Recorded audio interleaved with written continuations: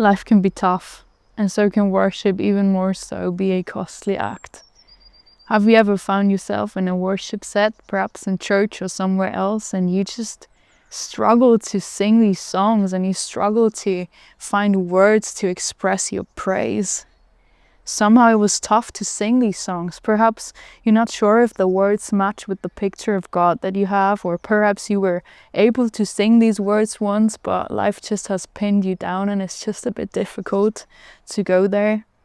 Perhaps you find yourself in a valley and it seems more like of a wrestle for words than singing a song of praise. Yeah, worship can really be a wrestle sometimes. And often I found myself in a place of needing to wrestle with the one I sing to in order to actually mean the words that I want to sing and to find the words to sing. When I'm talking about wrestling with the one you sing to, I'm talking about honesty, vulnerability, authenticity, blood, sweat, and tears, and just staining that t-shirt of God. I'm talking about the necessity of having a God-honest conversation with the one who is both man and God, because he's the only one who really gets our stuff, the blood, the sweat, the tears, and therefore is worthy of our highest praise. Wrestling with him who is able to listen about the big what-ifs that we often self-address. Wrestling with him as in beating against his chest with things we do not understand and the outcomes that are tough to comprehend. Wrestling with him as in, do I believe these names that we sing out in church? Wrestling with the one you sing to is about finding and fighting for the words to answer the question Jesus asks Peter in Matthew 16. But who do you say that I am? Let me introduce you to chapter 16 in the Gospel of Matthew. Here we read about Jesus walking into the district of Caesarea Philippi and gathering with the 12 disciples. Caesarea Philippi is some 25 miles north of the Sea of Galilee, and it was known for being the center of Baal idol worship and later the place of the Greek god Pan.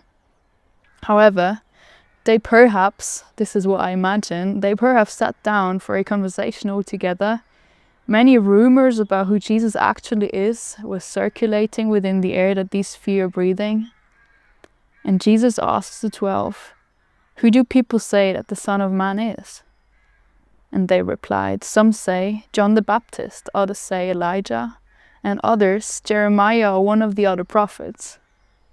I imagine silence filling the air. Jesus turns to Simon Peter with fierce eyes and asks, but who do you say that I am?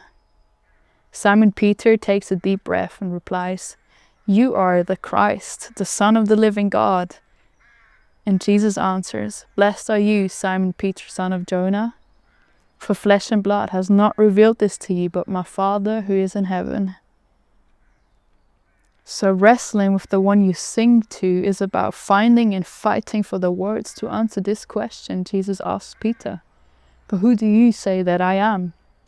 As violent and as intense as it may look, wrestling is an intimate thing to do. You cannot wrestle at distance. You cannot wrestle without touch. You cannot wrestle if you're not willing to lean into proximity.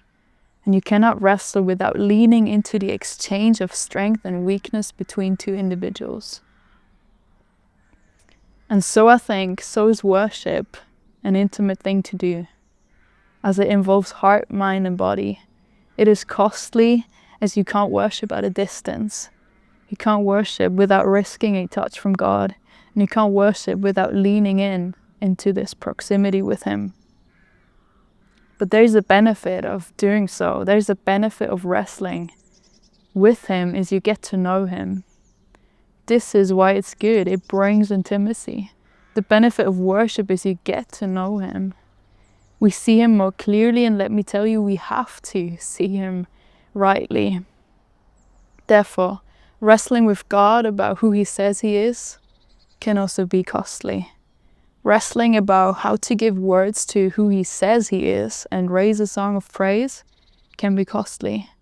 It simply is, because it costs us our honesty, our vulnerability, authenticity, blood, sweat, and tears, and not only that, It also costs us our bitterness, our pride. It costs us our idols, and in the end, it costs all of ourselves. But why? Because I think we all live storied lives, and we all are a mosaic made of scars. Therefore, it's costly, because we carry wounds, visible ones and invisible ones, on body, soul, and spirit. We walk with broken feet, for we've perhaps rather wandered away from Him than we were able to awe and wonder at Him.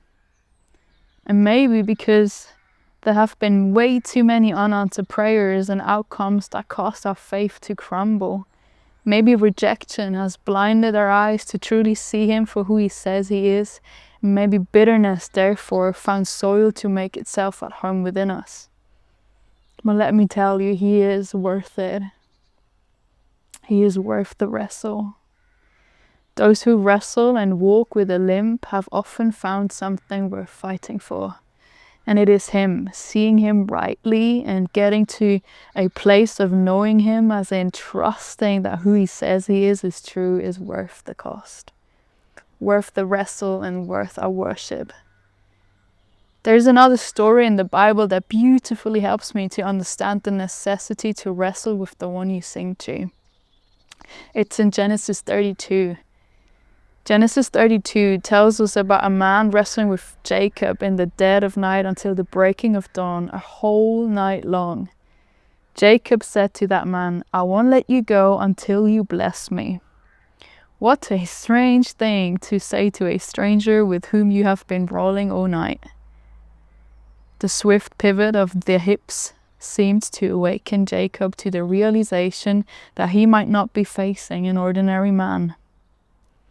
The stranger then asks him for his name, and after Jacob replied, the stranger then tells him that from now on, he won't be called Jacob anymore, but Israel.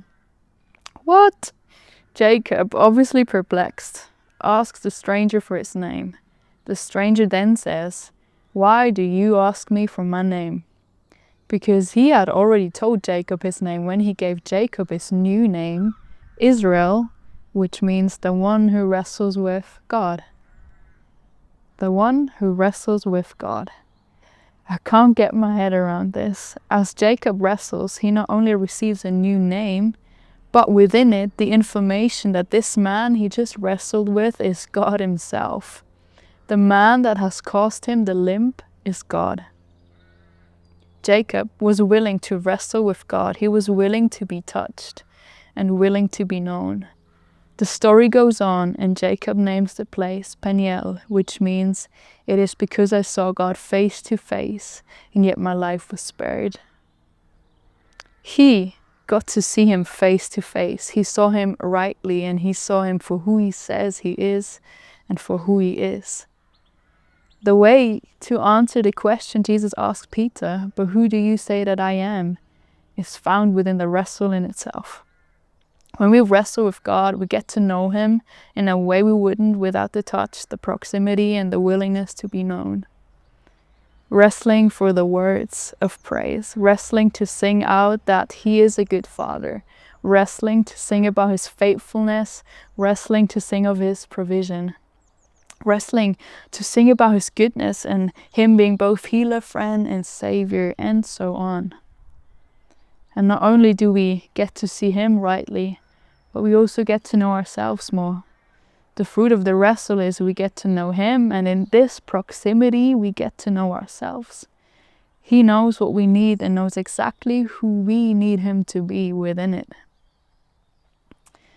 When I walked through my own valley of shadow and death and had my wrestles with God in the dead of night, and I was desperate for Him to be my healer, desperate for Him to bind up my broken heart, desperate for a touch. But sometimes it just has been so difficult to sing about His faithfulness, to heal me, and to cry out to that God and believe that who He says He is actually true. Also, at times it has been incredibly difficult to lead worship in the midst not really feeling it. But these were the times where the rubber hit the road, worshipping Him in the valley as well as on the mountaintops. That required a wrestle. I thought I knew God. I thought I knew how God would also heal, and I really, really didn't. I thought he would heal me on the spot and in an instant. Now, don't get me wrong, I really do believe God can heal in an instant. And he is who he says he is. He's a miracle working God. And he can bind up a broken heart that has suffered for long in a moment of encounter. That's how I knew him so far and have seen him doing so. I have witnessed him being the healer in a moment. But what if that was just not what I needed? And what if he knows better how I need him to come through in this valley than I did? I realized that although I was desperate for the healer, what I really needed was the Good Shepherd. In hindsight, I needed the slow and steady kind of pace. The healing that comes in a pace of peace. The healing that comes wholehearted because I allowed myself to not rush through that valley, but to pace myself through it with him. Eventually, I came out the other end. Do I still feel the ache of this season? Definitely. Do I still carry remnants of ache from this time? 100%. But in the end, I have not only come to know him as who he says he is, a healer, but also got to know him as the Good Shepherd. For I've seen him walking with me every step of that way. And this has helped me to keep on singing. This has helped me to keep on raising my voice, to keep on singing these songs about him being the healer and about him being the Good Shepherd. Those who often walk with a limp have found something worth fighting for. I don't know where you're at the moment. Maybe you're currently on a mountaintop and you love worshipping him and have done a few wrestles and it's easy for you to sing these songs. Maybe you find yourself in a valley season and you're struggling to hold on to him and find words of praise. Maybe you're like me, somewhere in between on the journey and you walk with a limp. But definitely you have found him who is worth the fight, worth the wrestle and worth the song. For in the wrestle you have come to know him and truly knowing him. So wrestling with the one you sing to is about finding and fighting for the words to answer the question Jesus asked Peter. What would you say if Jesus would stand in front of you today and he would ask you, "But who do you say that I am?" How would you respond? What song of praise would come out of your lips?